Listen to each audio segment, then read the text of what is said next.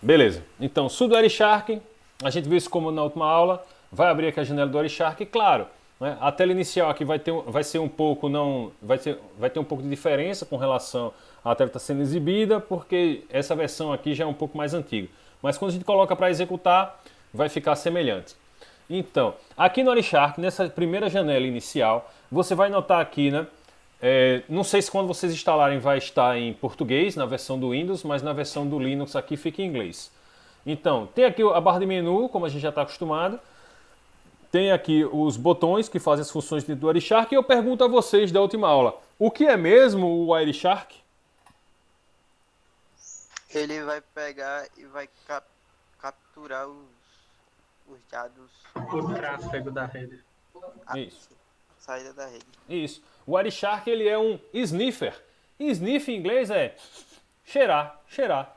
Então, aqui mesmo, na documentação do Wireshark, tem escrito, ó, ele fareja, tá, os pacotes que estão passando na rede. Tudo aquilo que passar, pessoal, de dados na rede, vai ser exibido na janela do Wireshark. De todos os protocolos, de todas as camadas. Tá? Então, é isso que ele é, um packet sniffer, um farejador de pacotes. Lembrando que, de acordo com a nomenclatura que nós vimos na última aula, deixa eu voltar aqui para a janela, isso aqui, ó, voltar aqui para a janela, nós vimos que, dependendo da camada, a informação muda de nome, né? Então, na camada, Ctrl B, na camada de aplicação, a informação é chamada de mensagem. Desceu da camada de aplicação, foi para a camada de transporte. Na camada. Eita, cadê o N aqui? Na camada de transporte, o nome, a informação é chamada de segmento. Na camada de rede, ela é chamada de quê na camada de rede? Pacote, é aqui que aparece o famoso pacote. Na camada de enlace, a informação é chamada de quadro, enlace é chamada de quadro. E na camada física é chamada de sinal. A informação é chamada de sinal. Por uma questão de nomenclatura, não é? A gente já tem isso conhecido. Então, na camada de aplicação, mensagem. Na camada de transporte, segmento. Na camada de rede, pacote. Na camada de enlace, quadro. E na camada física, sinal. Très bien, muito bem. Então, voltando aqui para a tela do Wireshark, a gente vai poder selecionar aqui qual vai ser a interface que nós desejamos monitorar. Nesse momento eu estou conectado na interface sem fio. Na interface do Linux, na Graphical User Interface, na GUI do Linux, dá para perceber aqui pelo símbolo do sinal wireless, né? Que é essa onda aqui sendo propagada. Então, depois dessa informação de qual interface eu estou conectado, aqui a gente pode ver diversas outras interfaces. Ó. Tem interface cabeada, tem diversas interfaces virtuais que eu uso. Ó. Tem interface Bluetooth que você também consegue monitorar. Tá? Isso tudo aqui é de máquinas virtuais e de virtualizadores que estão instalados. Fisicamente mesmo, a gente tem essa daqui, começa com W, não é? O wireless, e começa com E de Ethernet, que é a cabeada. Como eu estou conectado na rede wireless, eu seleciono aqui e aí tem várias formas de começar, tá? a farejar os dados que estão trafegando por essa interface. Uma delas é você vindo aqui em Capture e clicar em Start, no símbolo da barbatana. Com isso aí, já começa a capturar os pacotes. E a gente consegue visualizar, já posso parar aqui, a gente já capturou bastante pacote. Ó, só nesses 2 segundinhos aí já passaram mais de 3.118 pacotes pela minha placa de rede, exatamente na verdade, 3.118 pacotes pela minha placa de rede sem fio. E aqui está o tempo em que eu fiz a coleta dos pacotes. Na verdade não foram 2 segundos, foram 5. Então, essa primeira que a gente já está acostumado, é semelhante a qualquer outro aplicativo, né, de computador. Na segunda janela do Wireshark, a gente vai ter aqui os pacotes que passaram. Então a gente vai ter 1, 2, 3, 4, 5, 6, 7 colunas aqui, tá? A primeira é o identificador numérico da informação que está passando, do pacote. A segunda é o tempo. Então vocês vão observar aqui que somente no segundo zero, ó, só no segundo zero, olha a quantidade de pacotes, só no segundo zero. Quando chegar em 1 aqui, a gente vai ter terminado o segundo zero. Então, foram 588 pacotes somente no primeiro segundo, tá? De informação. Sim. E aí, a primeira coluna do identificador numérico do pacote, a segunda o tempo, a terceira e a quarta são os endereços IP. O endereço IP de quem originou o pacote e o endereço IP do destino do pacote, tá? Então, ó, se a gente chegar aqui no terminal e digitar ifconfig, nós vamos poder observar qual é o meu endereço IP. Não é novidade para a gente, né? Ifconfig. Estou conectado na interface WLP60S0. Posso passar ela como parâmetro do comando ifconfig, porque ele só vai exibir as informações dessa interface. Então eu posso notar aqui que meu endereço IP vai estar na segunda linha da saída do comando ifconfig no campo inet. Está aqui, 10.10.145.3. Vocês conseguem observar esse endereço IP aqui na interface do Wireshark? Sim ou não? Está muito pequeno. Com o zoom dá pra ver, mas fica meio pequeno. Deixa eu ver se eu consigo aumentar a fonte aqui, meu. Preferências, fonte 9, vamos botar aqui uma fonte 14. Ok, ok. Ficou itálico, mas que droga, deixa eu ver lá se eu cliquei sem querer em itálico.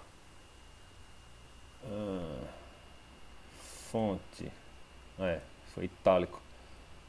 Liberation, regular, 14, ok, ok.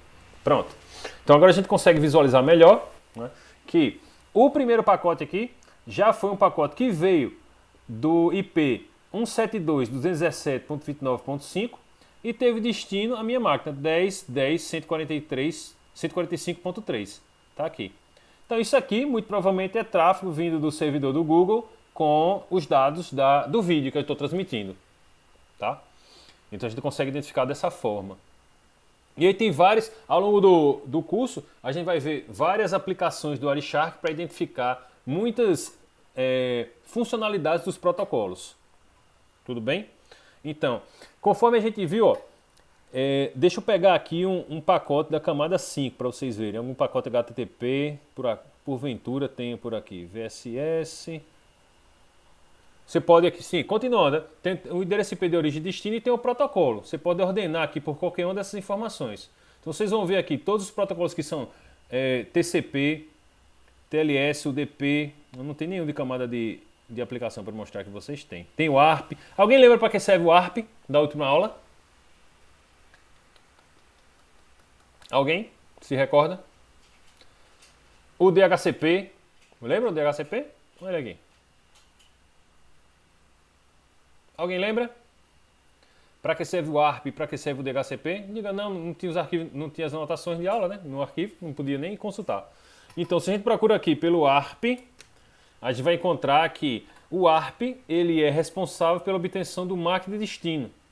Não é? Uma vez que eu preciso do endereço IP de origem e destino e endereço MAC de origem e destino. Então isso é obtido através do ARP. Então é extremamente comum, quando a gente fizer um farejamento na rede, que a gente encontre diversos pacotes ARP. Porque o endereço MAC de destino é sempre necessário para estabelecer conexões. Então a gente vai ter muitas instâncias aqui de pacotes ARP. Tá? O DHCP é um arquivo da camada de aplicação. Então ele é legal para a gente ver tudo aqui. Ó. Então esse daqui é um pacote do protocolo DHCP. Então, o DHCP está usando na camada de transporte o protocolo UDP. Está vendo aqui? User Datagram Protocol. UDP. É isso que significa. Protocolo de datagrama do usuário. Na camada de rede, o pacote aqui está usando o protocolo IP. Vocês lembram de todos aqueles campos que a gente mostrou no cabeçalho do protocolo IP? como se a gente estivesse preenchendo o envelope do protocolo IP. Então tá aqui, ó, tem a versão, não é? Tem o tamanho do cabeçalho. Se a gente pegar essas informações aqui e comparar com o cabeçalho, ó, IP-RFC, com o cabeçalho do protocolo IP, conforme definido na sua especificação, tá carregando aqui. Então, header, vocês vão ver que os campos são os mesmos. Ó. O primeiro campo que aparece é versão. Aqui no Wireshark, version 4, IPv4, tá vendo? O segundo campo que aparece é o campo header length, IP header length, tamanho do cabeçalho. Né? Qual é o tamanho desse cabeçalho? Aí vai ter lá, né? 20 bytes o tamanho do cabeçalho, tá vendo? Depois, temos aqui tipo de serviço, não é que são características específicas do protocolo IP. Então tem aqui também o campo Differentiated Services, que está preenchendo o campo tipo de serviço. Tamanho total, a gente vai ter aqui, total length, tamanho total. Entenderam? Então, a especificação do protocolo está sendo cumprida pela implementação do protocolo IP no meu sistema operacional. Onde é que está o código que implementa isso? É dentro do sistema operacional. Quando você instala o sistema operacional, ele já vem com suporte para o protocolo TCP/IP, para acessar uma rede de computadores semelhante à internet. Tá? Então tudo isso, tudo aquilo, pessoal, que é da camada de transporte, inclusive para baixo, é papel do sistema operacional. É papel do sistema operacional executar a camada de transporte, é papel do sistema operacional executar a camada de rede, é papel do sistema operacional executar a camada de enlace e transformar esses sinais para mandar para o hardware da placa de rede. Tá ok?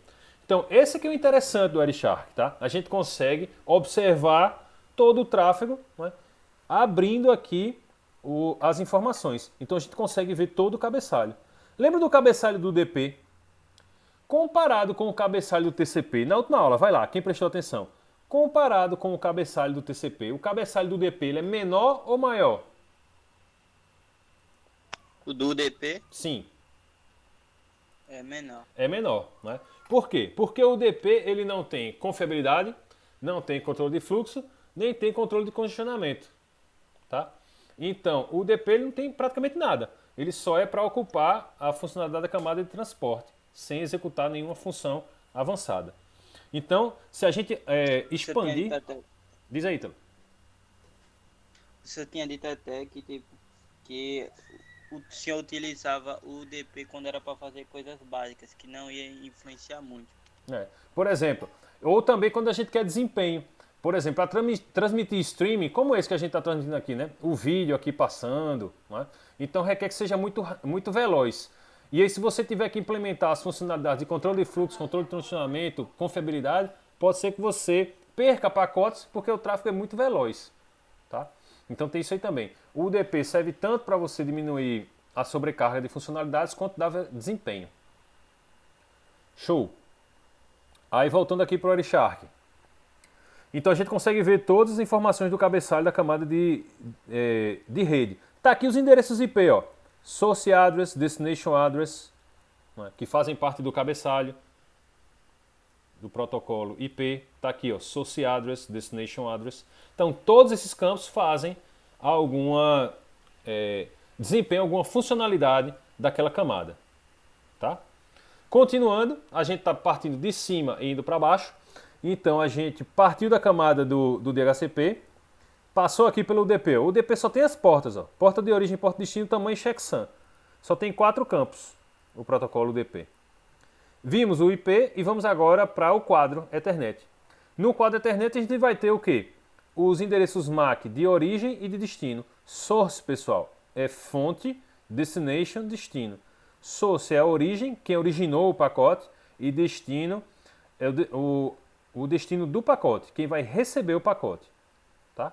Dentro das informações aqui do quadro Ethernet, a gente tem o MAC de origem no campo Source Address e o MAC de destino no campo Destination. Tá? Por exemplo, quem enviou esse pacote, a placa de rede de quem enviou esse quadro tem o endereço MAC 00 27 22 0A 41 A4. Tá? Então é isso. E o frame aqui são algumas informações já relacionadas à camada física. Tá? Então aqui, ó, camada de aplicação, camada de transporte, camada de rede, camada de internet e algumas informações da camada física.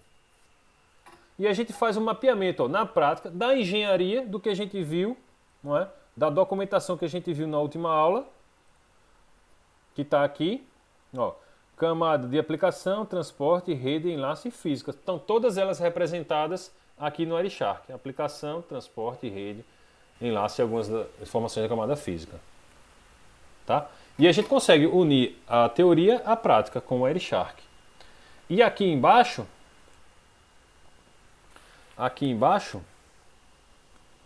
você consegue ver os dados em formato ASCII, tá? Seguindo a tabela ASCII. Como a boa parte da informação atualmente é criptografada, a gente nem consegue identificar aqui. E daí é que a importância da gente utilizar a informação criptografada, tá? Porque se a gente usa um site, por exemplo, que passa uma senha, e essa senha ela é de um campo de texto aberto, qualquer pessoa com Wireshark vai conseguir ver sua senha. Daí a importância de utilizar o HTTPS aqui, não é? Porque ele criptografa. Como assim? Criptografa a informação. Poxa, deixa eu ver se eu consigo. Eu vou botar uma meta aqui de 5 minutos para fazer isso. Bora ver se a gente consegue para demonstrar para vocês. Deixa eu abrir aqui, são 14h28. Vamos lá. Deixa eu abrir aqui um editor muito básico. Botar aqui um HTML, CVV. Aí, header, CVV, body, opa, lugar errado, body, Ctrl CVV, fechou, bota um formulário aqui, form, e agora eu vou precisar da ajuda de vocês que eu não lembro mais não, form fecha? Fecha. Fecha? Obrigado. Form fecha. E aí eu quero colocar aqui um campo que nem o do Google. Como é o nome do objeto? É o input da caixa de texto. Isso. Input. Não é? Aí tem o size, né? O input fecha? Pode fechar. Certo. Input. Aí eu posso botar um name aqui para ele, né? Name. Nome. E aqui eu boto o campo que vai aparecer lá, o label. Tá certo assim? Ô, professor, tem que ser entre aspas, não? O nome? Isso. O name? Boa. E aqui eu vou colocar um campo. Como é o nome do campo para ser senha? É password, se eu não me engano. Existe isso? É o type. É o type que é uma password, né? propriedade. Beleza. Então, input. Ó, relembrando o tempo de programação HTML aqui. Cascadura. Aí type igual a password. Name, aqui boto senha e coloco senha. E aí, tá certo? Acho que sim. Então vamos ver. IFAL 2020, ainda estamos no ano letivo 2020. Introdução a redes. Pronto, salvar. Isso aqui vai ser o meu secret.html. Salvo. Pronto, vamos abrir o navegador. File, home, /Érico, /ifal 2020. Aí tem introdução a redes e o secret. Tá aqui. Nome e senha. Ficou ao contrário, coisa feia, mano. Deixa eu consertar aqui. Nome e senha. Será que o input precisa fechar? Ele... eu não, acho que não precisa desse... Aí. Vamos botar aqui. Salvou. Só a barrinha. Recarregou. Recarrega, pô. Pronto. Aí escreva aqui. Érico. E bota assim. Aqui não vai aparecer, né? 2,56. Aí tem que botar aqui no form. Digitei assim aqui. 1, 2, 3, 4, 5, 6. Tá? Aí tem que botar no form aqui para onde ele vai ser submetido, que é com action. Não é isso? Form action igual a Aí se você coloca nada, ele vai submeter para ele mesmo. Vamos ver se isso funciona. E com isso, ó, eu vou monitorar. Será que vai aparecer no L-Shark? Eu vou monitorar de novo. Começar aqui mais um monitoramento. Continuar sem salvar. E cadê o botão de input, pô? Para submeter isso? Deixa eu parar aqui. E tem o... Como é que eu faço para colocar o botão de submeter? Eu acho que pode ser com input também, com tipo submit. Eu acho que é isso mesmo. Já vai aparecer um botão, né? Uhum. Input type submit. Nome submit. Aí já deve aparecer um botão aqui. Pronto, terminei meu tempo. 5 minutos. Pronto, enviar. Aí vamos lá. Érico, 1, 2, 3, 4, 5, 6. E aí tem o método get e o método post. Eu vou mandar pelo método get. Aí método igual a get. Que já dá pra ver aqui mesmo. Ctrl S, F5. Érico. E 1, 2, 3, 4, 5, 6. Quando eu boto enviar, ele já aparece aqui, ó. Tá vendo?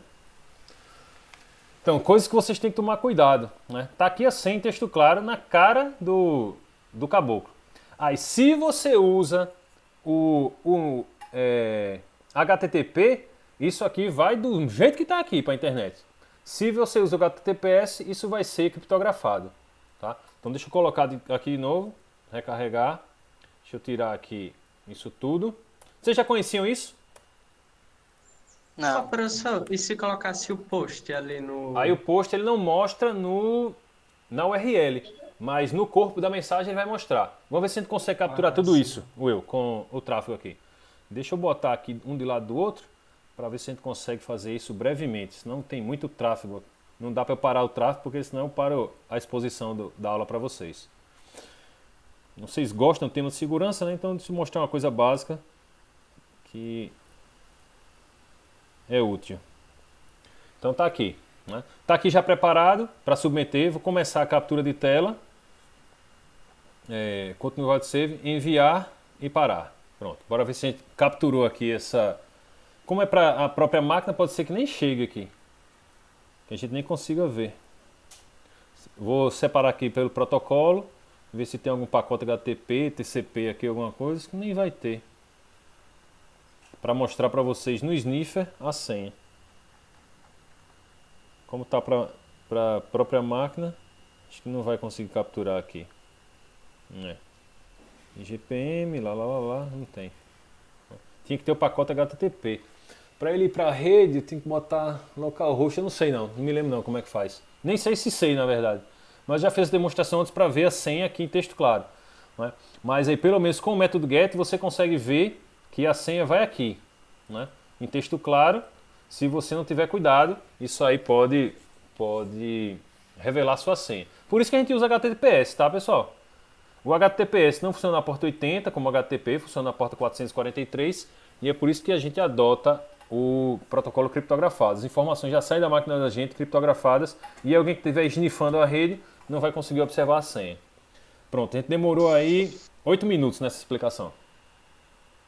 Ô professor, e se eu estiver snifando e pegar e alguém estiver tipo acessando uma rede do Wi-Fi, dá pra pessoa pegar o dados dela?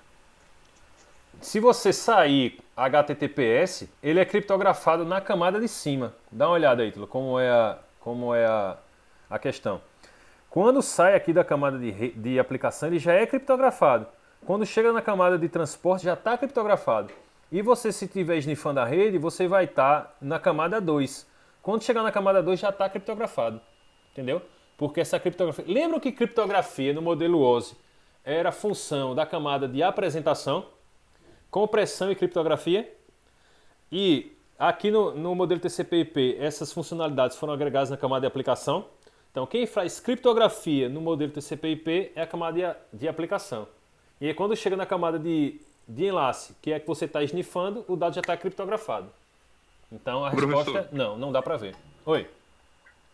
A aula não tá sendo gravada. Tá, pô.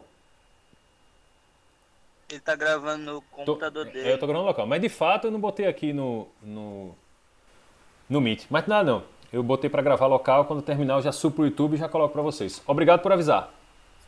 Ah, beleza. Beleza. Então vamos continuar aqui o tema do Erishark. Então o que eu queria fazer com isso era mostrar pra vocês aqui, ó, nessa área aqui, a senha 1, 2, 3, 4, 5, 6. Mas não consegui porque eu não lembro como é que faz para ir para a placa de rede, para submeter.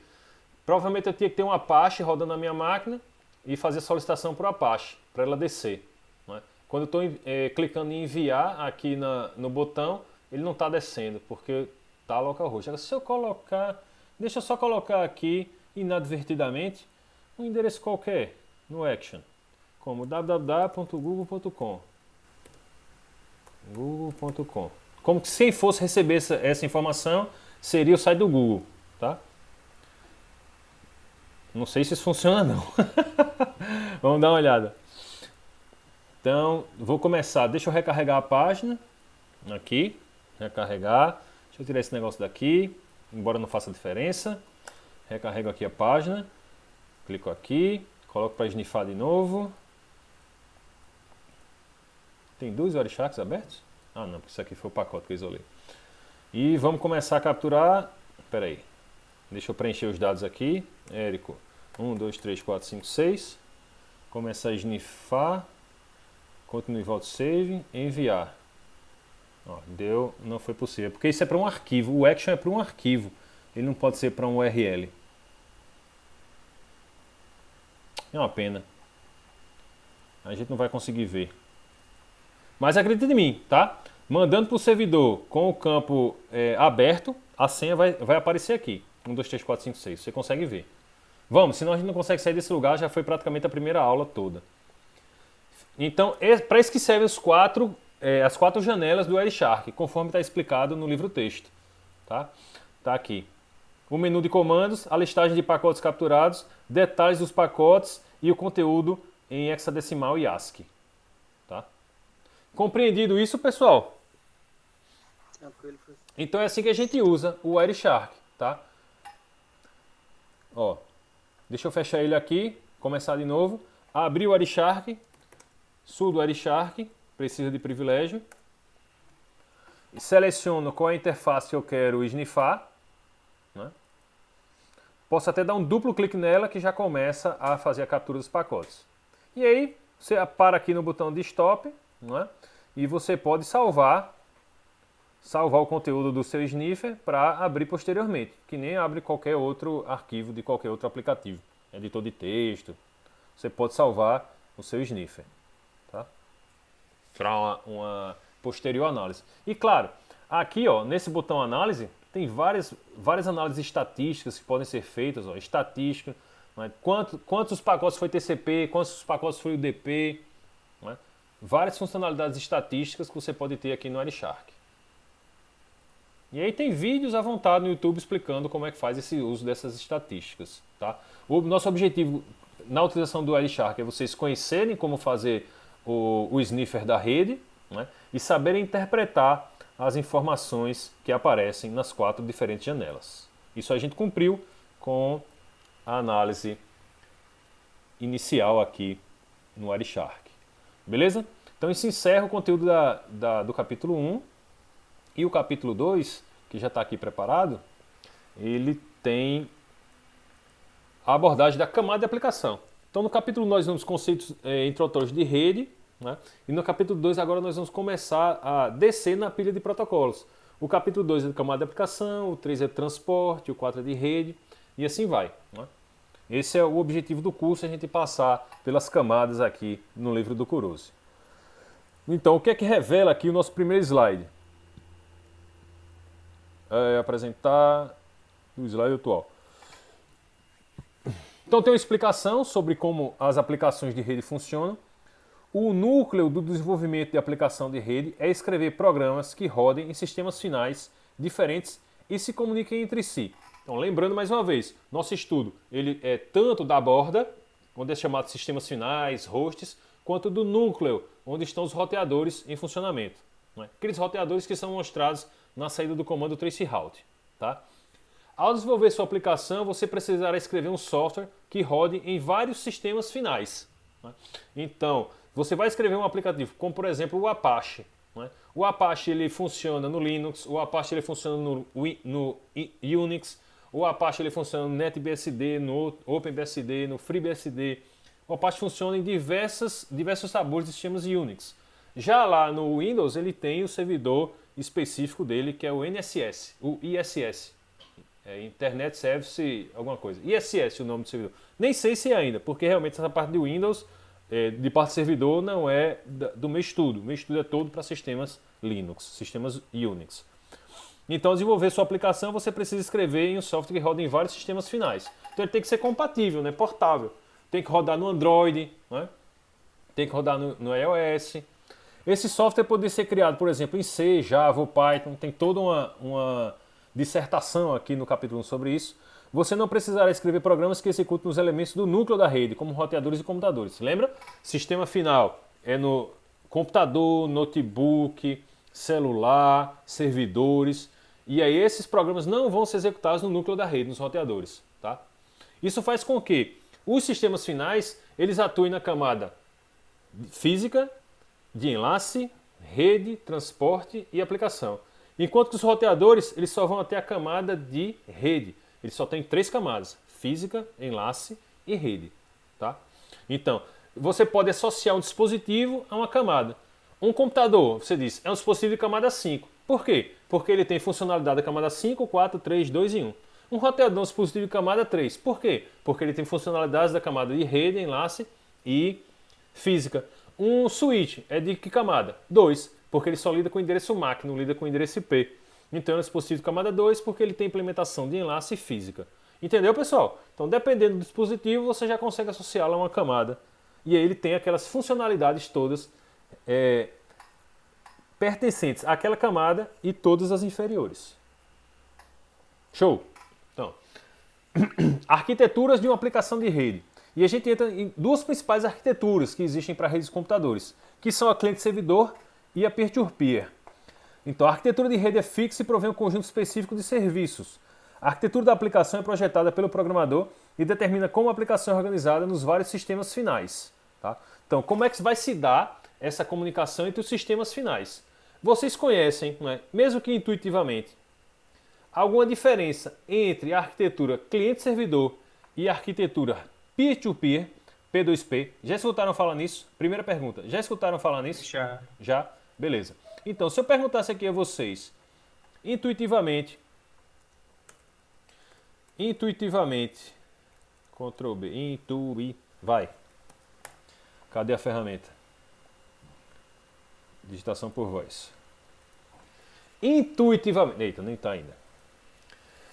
Intuitivamente, vocês conhecem alguma diferença entre as arquiteturas de rede cliente-servidor e P2P?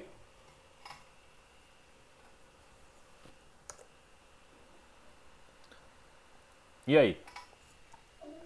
Sim. Pode dizer. Basicamente, o cliente-servidor tem pelo que eu me lembro, é o servidor central, aí tem os clientes que vão mandar requisição para esse servidor. E na P2P, tem é descentralizado, de certa forma, não tem o servidor central. É um falando com o outro, igual. É Isso. um com o outro. Isso. Né? Beleza, é isso aí mesmo. Né? Na arquitetura cliente-servidor, você vai ter a figura do servidor. Ó, deixa eu desenhar aqui no dia. Gráficos, dia. Na arquitetura cliente-servidor, você vai ter a figura do servidor. Vai, dia, aparece logo. Processando. Cadê você, meu filho?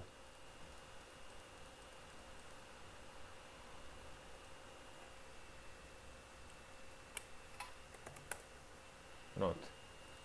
Então, você vai ter a figura aqui do servidor, tá? Tá aqui o servidor, provendo, como por exemplo, o site do Google, google.com. Tá aqui. Deixa eu aumentar um pouquinho o tamanho dessa fonte. Aí você vai ter no lado cliente, por exemplo, eu aqui, todos nós aqui, né? Vamos botar dessa forma. Todos nós aqui Notebookzinho. Rapaz. Notebookzinho. Estou eu aqui. E em vez do google.com, a gente está acessando o Meet, que é pura verdade. meet.google.com. É esse o link do Meet, né? meet.google.com. É isso mesmo, tá aqui, ó. meet.google.com. Então estamos nós aqui acessando meet.google.com. Então eu estou aqui, estou conectado a um roteador sem fio, estou na rede wireless, tá? Esse roteador sem fio está conectado ao roteador, né, do provedor de serviço, através do enlace. Isso aqui pode ser um cabo UTP, né? Cabo par trançado de 4 pares. Isso aí cai na internet. Rede, nuvenzinha aqui, nuvenzinha. Internet, que é repleta de roteadores, né? Todos os roteadores, aqueles roteadores lá que são saída do comando traceroute, vão estar aqui na internet conectados. De alguma forma. Isso é como é realmente fisicamente implementado. Tá? Diversos roteadores aqui conectados. Das mais diversas formas. Criando caminhos redundantes. Até que isso chega no lado do Meet. Vai ter um roteador lá também. Conectado aqui a um roteador de borda. Isso vai cair lá na rede do Google, né? Que não há dúvidas que existem diversos servidores, porque um serviço desse não pode ser feito somente por um servidor, senão ele cai e derruba todos os usuários do Meet de uma vez só. Então vai ter vários servidores aqui. Tá? Isso aqui pode ser até representado por um servidor, um ícone aqui de um mainframe, um computador com vários elementos redundantes dentro dele. E está aqui o Meet. Tá? É assim que funciona. Então, na arquitetura cliente-servidor, eu como cliente vou solicitar ativamente o início de uma conferência no Google. E o Google está lá esperando passivamente, né? Escutando na porta 80, tá? Porque se é um serviço HTTP, ele vai escutar na porta 80. E uma coisa que eu quero revelar aqui para vocês. Se você colocar aqui no navegador www.google.com/80, você está explicitando ao navegador que você quer usar o servidor HTTP. Clicou Enter aqui, ele vai trazer a página. Tá? Aí vê, você não solicitou HTTP, por que ele respondeu com HTTPS? Porque todas as solicitações que são enviadas sem criptografia para o Google são automaticamente convertidas para criptográficas. Você poderia chegar aqui e explicitamente pedir o serviço criptografado, 2.443. Apertou Enter, né? Já se sabe que deve preencher o endereço, a porta de destino com 443. O que é que eu estou falando? Se a gente chegar aqui no Wireshark, sudo Wireshark. Professor. Oi. Mas, tipo, por exemplo, se eu tenho um site e ele não tá HTTPS, e eu colocar o número dessa porta, ele vai configurar já para criptografia? Não. Aí você tem que, você vai aprender isso no 4º ano. Através da configuração do servidor Apache, você configura tanto se o HTTPS vai estar em funcionamento ou não, porque para ser servidor web tem que ter a porta 80 funcionando, tá?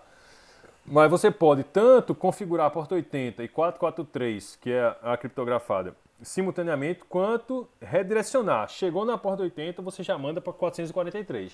Já manda para criptografada. Isso aí tudo é possível. Todas as situações que a gente imaginar já estão implementadas, né? Que é um serviço que roda aí há décadas e foi muito pensado durante a implementação, e é bem provável que uma situação que a gente contemple, né, que a gente imagine, já não esteja contemplada pela implementação.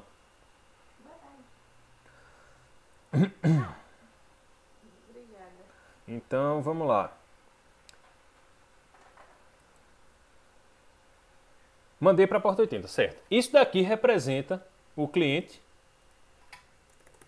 e isso aqui representa o servidor. Deixa eu botar com essa fonte aqui que já está pronta. Cliente. E isso aqui representa o servidor. botar em caixa alta para ficar diferente aqui. Servidor. Também conhecido como maiúsculo. Servidor. E aqui, clientes. Pronto. Essa é a arquitetura cliente-servidor. O que caracteriza um servidor? Aguardar passivamente por uma conexão do cliente. O que caracteriza o cliente? Ser o elemento ativo da comunicação. Ele que inicia o processo de troca de informação. Essas são as principais características da arquitetura cliente-servidor. Já na peer-to-peer, o que acontece? Na P2P, peer-to-peer. P2P, par a par. Você vai ter aqui outro cliente, né, em outro local. Por exemplo, pode ser um computador, um desktop, só para a gente diferenciar aqui. Desktopzinho.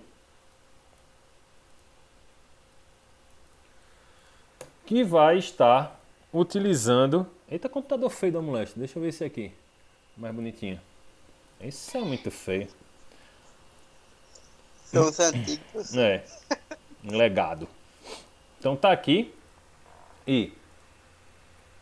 conforme foi falado pelo nosso colega Williams, na arquitetura peer-to-peer, os dois finais de comunicação, os dois sistemas finais executam tanto o papel de cliente quanto o papel de servidor.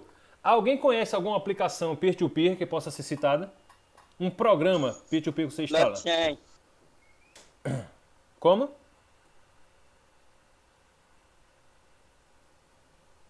Não escutei. O Ítalo falou do blockchain. Ah, sim.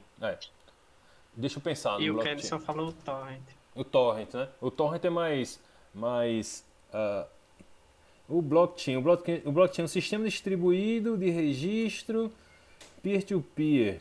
Hora servidor, cliente. Acho que não, então. Acho que ele é sistema distribuído cliente-servidor. Porque o que ele faz? Ele faz registros de solicitações de confirmações. Então, eu quando quero transferir um Bitcoin, por exemplo, que é um dos registros que a rede blockchain pode executar. Aí eu solicito a rede blockchain e espero ela me responder. Acho que ela é mais caracterizada como cliente-servidor.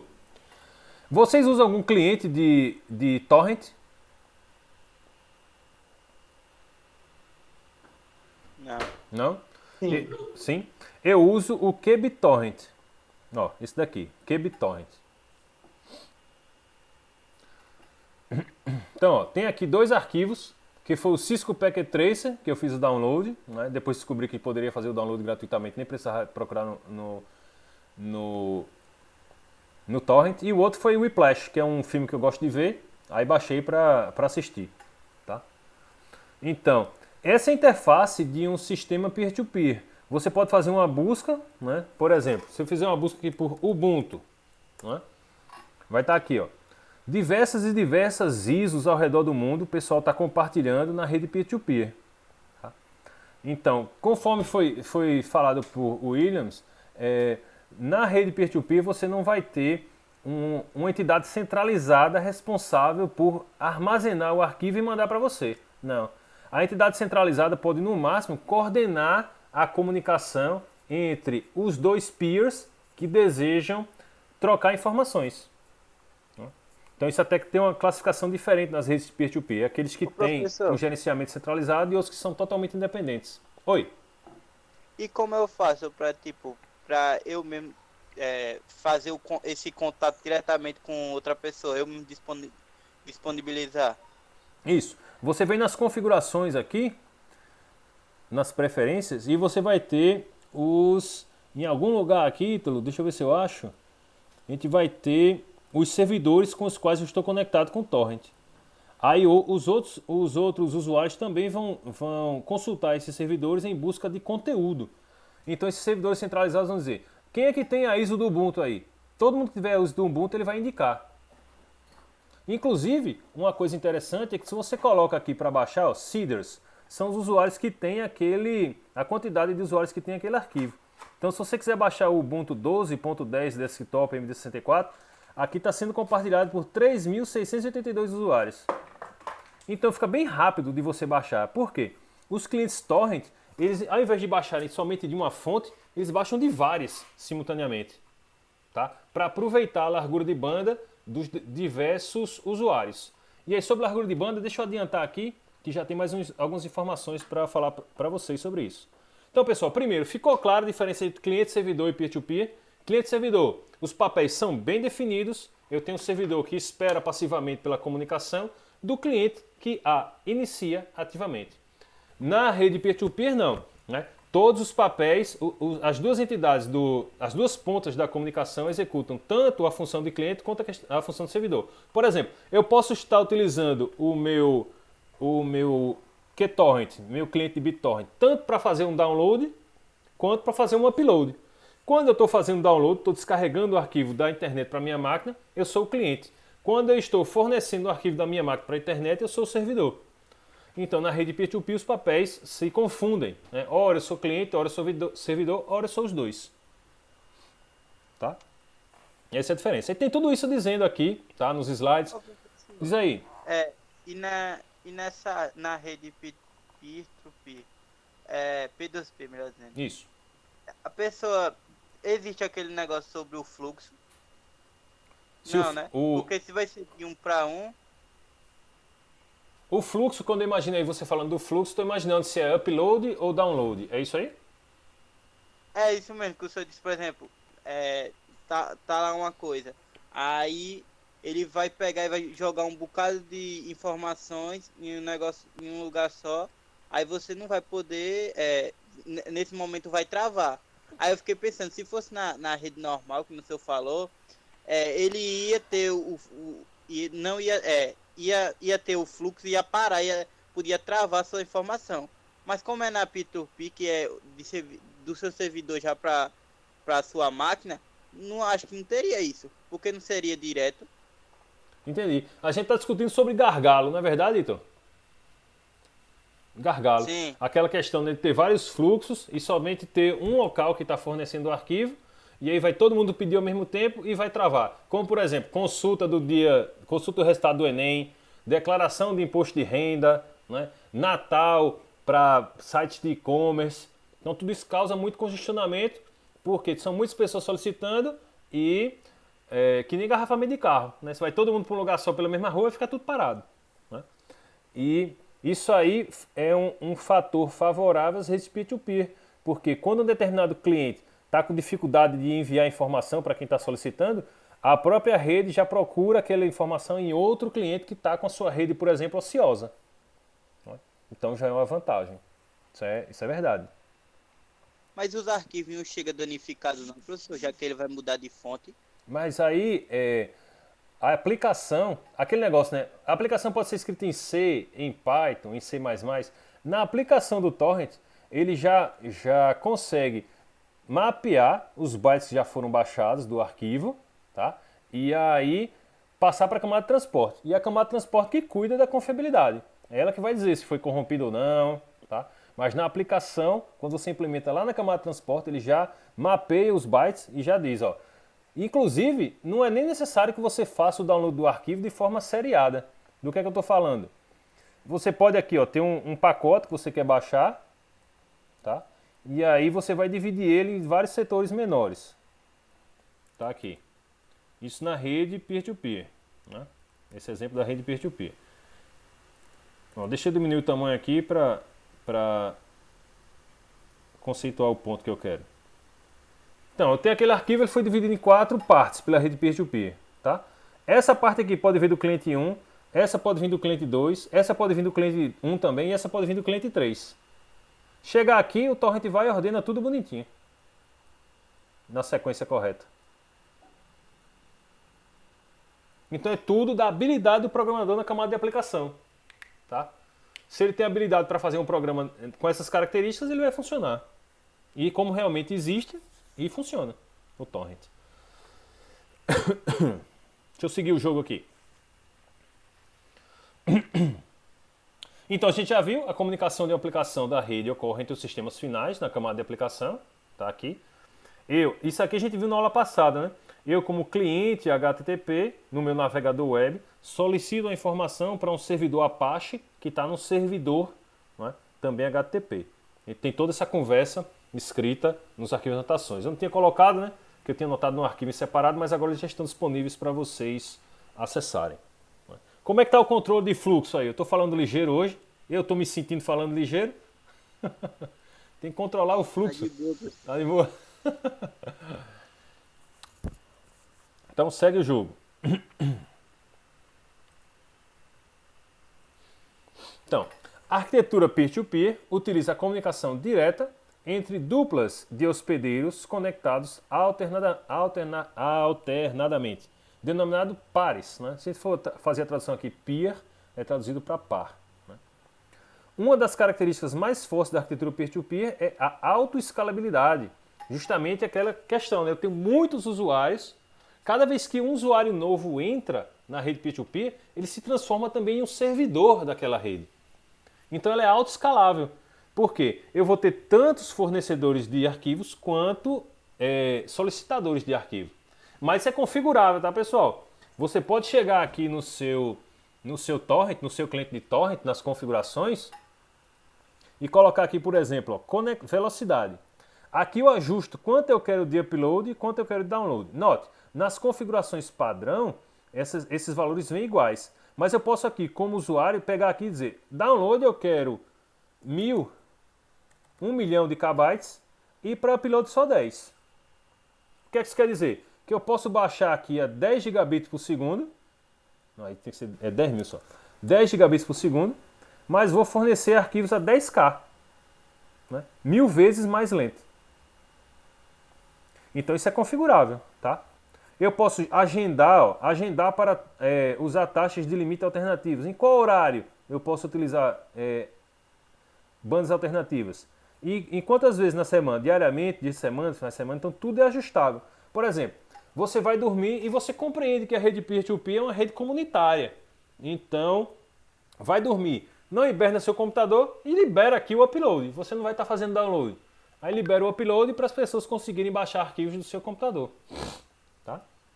Então isso também é configurável. Todo cliente peer-to-peer, todo cliente torrent, ele tem essas configurações de ajuste. Tá? Você consegue personalizar. O Kaique quer falar, professor. Fala lá, Kaique.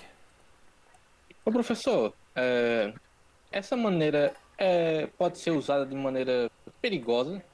Sem dúvida. Ó, segurança é um dos tópicos aqui em destaque no livro. Né?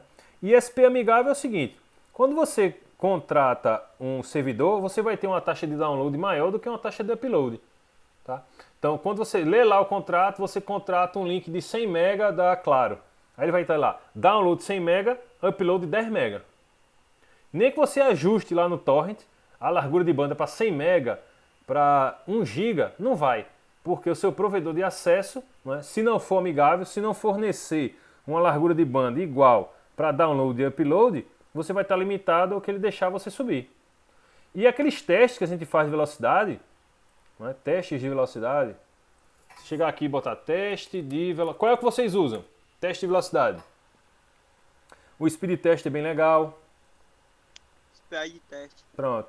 A speed test, você bota aqui iniciar. Né? Estou conectado aqui na rede e ele vai fazer aqui, ó. Começar aqui o teste. Então, download eu vou conseguir aqui, tá filtrado. Eu não estou em casa não, estou no hotel. Aí por isso que está aí personalizado. Vou até descobrir a taxa de download nesse momento. Então, ó, download eu consigo fazer 8.4 em média. Vamos testar o upload agora.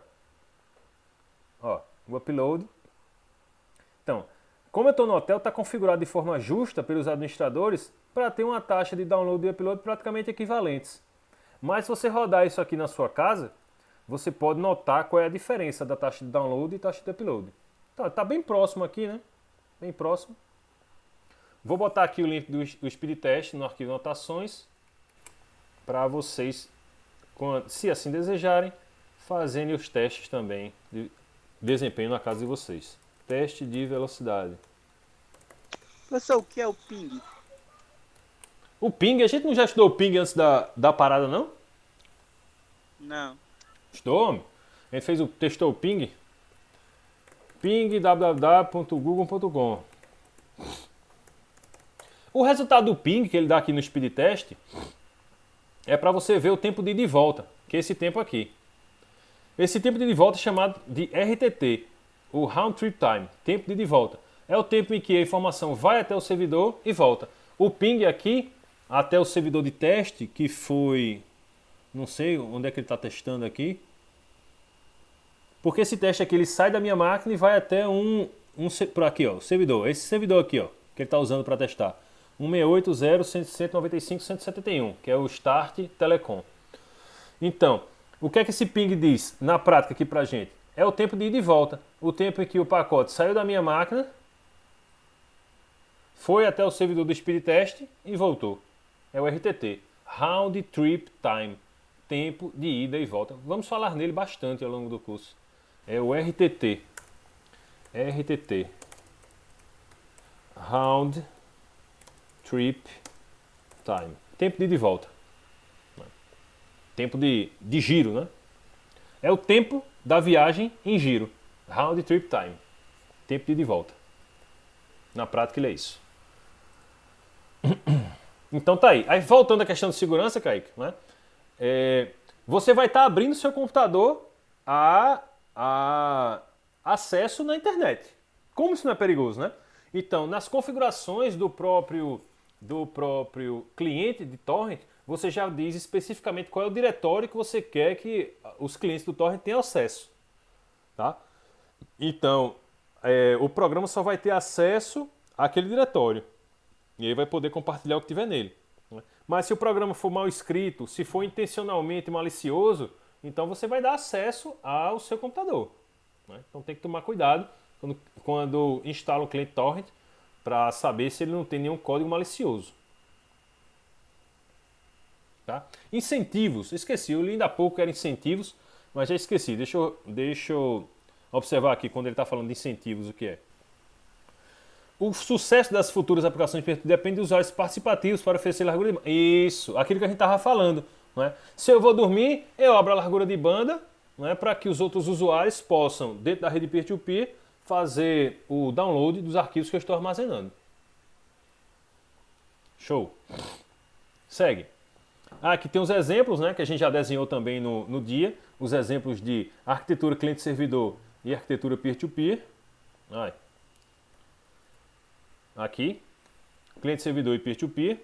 A comunicação direta, tá vendo? Entre clientes, sem intervenção de um servidor central.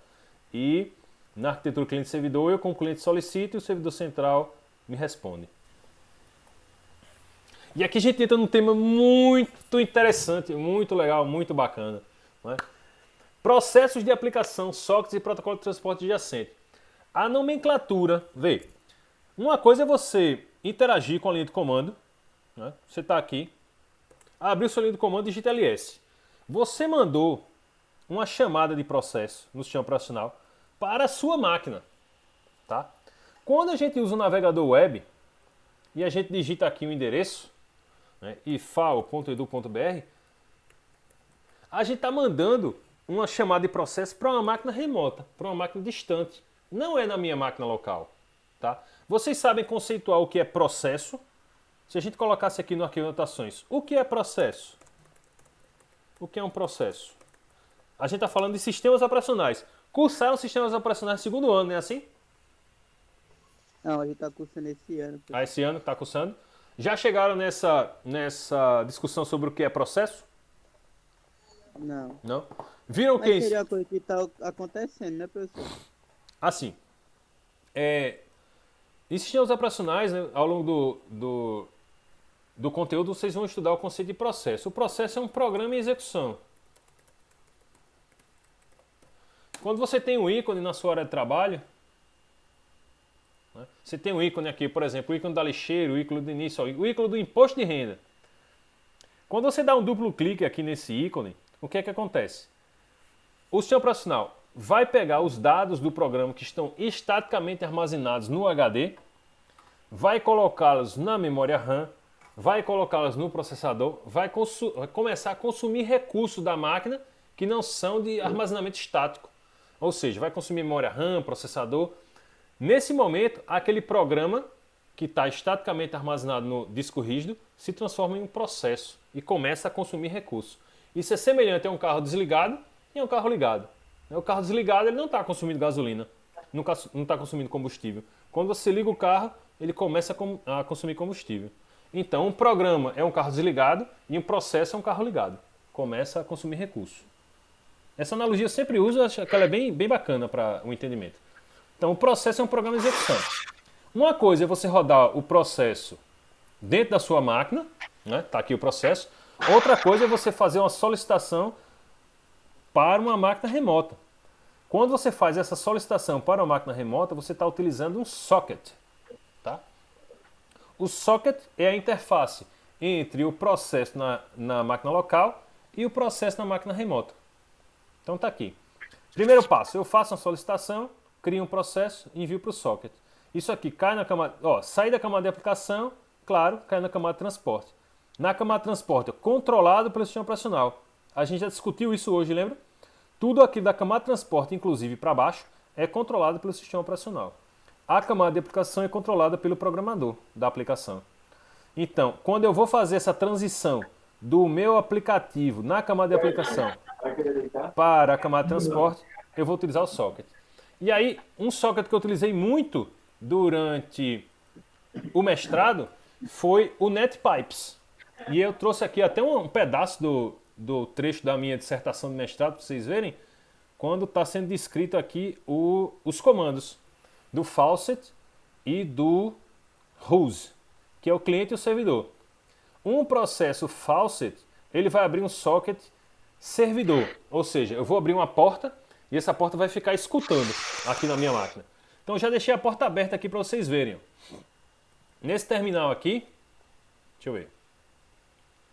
Onde é que tá? Tá aqui. Deixa eu fechar essas outras telas, fechar o Erishark, que a gente não está usando mais. Deixa eu fechar isso aqui, que a gente não está usando mais. Isso aqui, que a gente não está usando mais. Aqui está o dia, beleza. Deixa eu mudar aqui para o terminal de aula. Então, ó. Deixa eu dar um Ctrl C, Ctrl L. Então, esse comando, vê só que interessante. Esse comando faucet, ele pode abrir uma porta no meu computador. O que é abrir a porta? É transformar esse meu computador em um servidor. Tá? Então, se algum cliente mandar uma solicitação para mim na porta 8.000.9.876, eu vou mandar para ele como saída o comando cat/etc/hosts. Vamos lá, vou repetir. O comando faucet, ele é um abertor de porta, ele é um socket. O que é que um socket faz? Um socket abre uma porta, ou seja, é o elemento lá da camada de transporte. Abre uma porta TCP ou uma porta UDP. Nesse caso aqui ele abriu uma porta TCP. Tá? E se alguém chegar e solicitar alguma informação na minha máquina para a porta 9876, o que ele vai receber como resposta é o conteúdo do comando cat/etc/hosts. O que é que esse comando cat/etc/hosts faz? Ó, cat/etc/hosts. Ele joga na tela o conteúdo desse arquivo. Tá? Que é o nome da máquina. O nome da máquina aqui, né? Presunçosamente, eu coloquei o nome da minha máquina PHD. Né? Então ele vai mostrar para o cliente qual é o nome da máquina. É isso que esse servidor está fazendo. Vê, isso é um servidor, pessoal. Esse servidor aqui responde para o cliente com o nome da máquina. Simples assim. Podia ter até mais simples. Ó. Se eu colocar aqui hostname, ó, cat/etc/hostname, vai botar aqui PHD, o nome da máquina. Então eu posso colocar um serviço aqui na minha rede, tá? Só com esse comando, que vai responder ao cliente solicitante com o nome da máquina.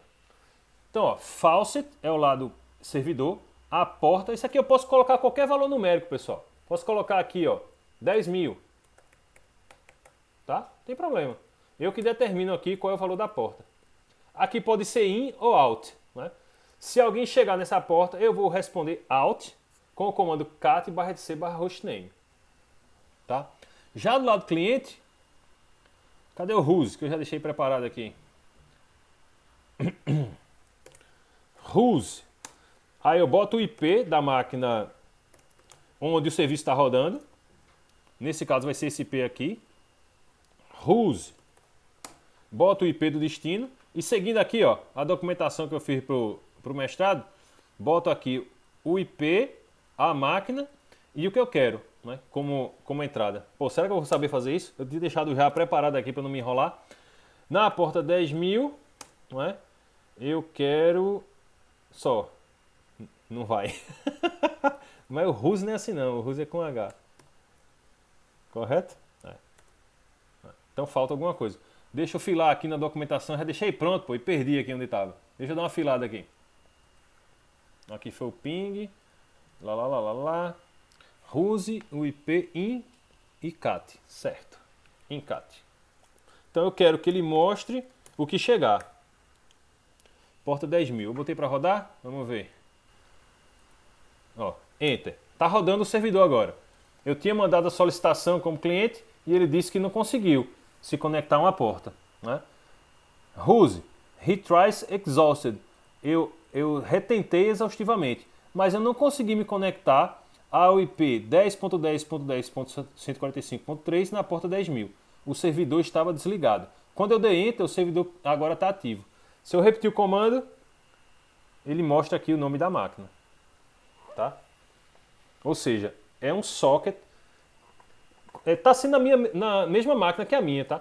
Mas se você tivesse um IP público aí na sua máquina, ou tem várias formas de configurar isso, eu poderia ver o nome da sua máquina, você bastando colocar esse comando aí no seu Ubuntu. Eu já poderia ver o nome da sua máquina. Tá? Porque tem algumas questões intermediárias que, como a gente está dentro de uma rede privada, a gente não consegue ver. Tá, pessoal? Então, esse daqui foi um exemplo prático com Faucet e Whose de como é você, por exemplo, fazer um chat. Então, se você quiser fazer um chat do seu Ubuntu com o Ubuntu do seu colega, você consegue só usando Faucet e Whose.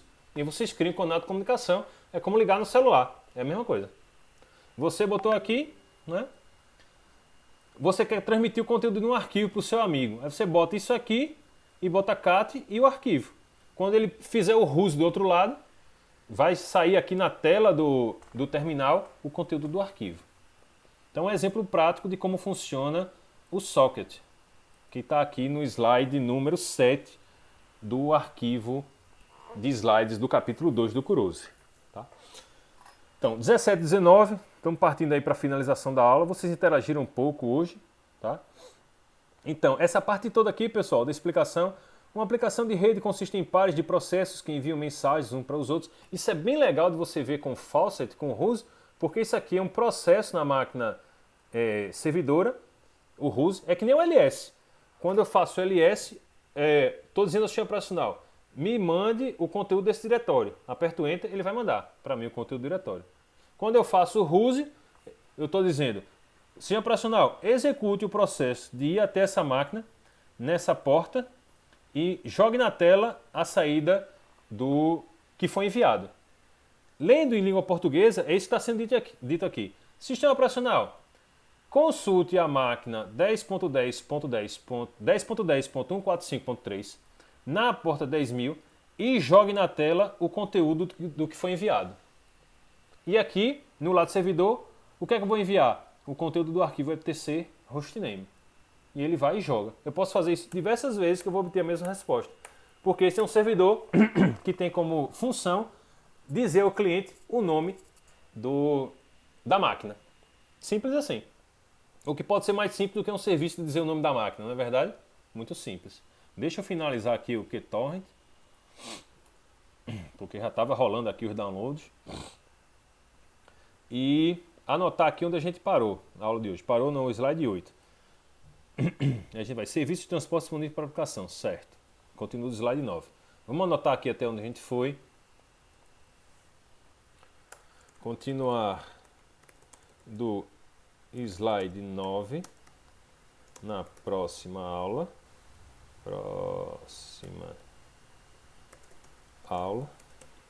Pessoal, tá muito sonolento assim. Deixa eu terminar a gravação.